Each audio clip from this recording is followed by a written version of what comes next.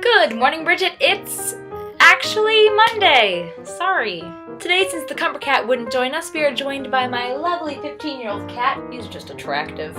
I have 3 friends in this world. They're all cats. This week is a very, very big week for me, and tomorrow I've got lots to do, so I figured I'd just film today.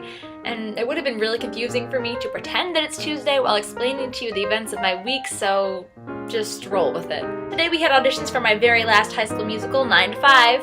Working 9 to 5. They went really well, except for the fact that my lack of a short-term memory caused me to F up the words for like the millionth time in my life. Hashtag short-term memory props. Tomorrow we find out about callbacks. Wednesday is the actual callback.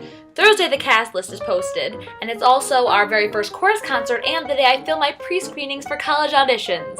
Basically, don't expect to find me living on Friday. Preparing for auditions made me think about a lot of things you have to do in order to avoid awkward situations. For example, do you introduce yourself at an audition where everybody on the audition panel already knows you? Hi, I am Amanda. Yeah, we know. Oh, good start. I obviously don't want to sound formal and rehearsed or anything, but is it rude to just assume that they know everything about you already? Questions I'll never understand the answer to.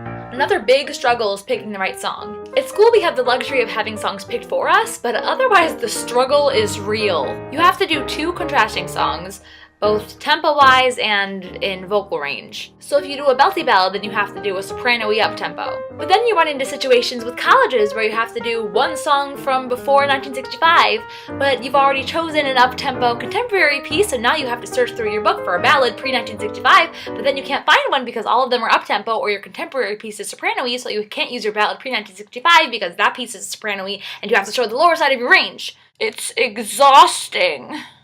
But on top of all of that, a curveball was thrown at me from my friends this week.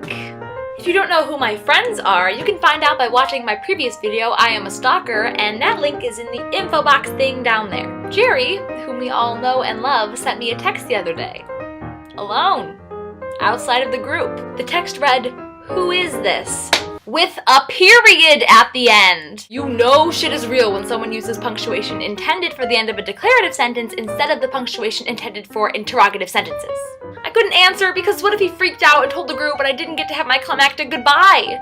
It gets worse. I haven't gotten a message from anyone in the group for 2 whole days. I think they made a new one. Ain't that just life, you know? You start to think that you have 11 new friends and then they exclude you just because you're a complete stranger. It's typical.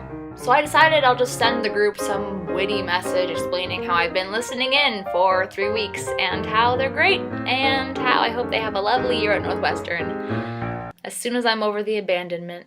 Anyway, Bridget, this past weekend with you was really totally awesome and I can't wait till you come home for Thanksgiving. But until then, DFTBA and I will see you on Friday.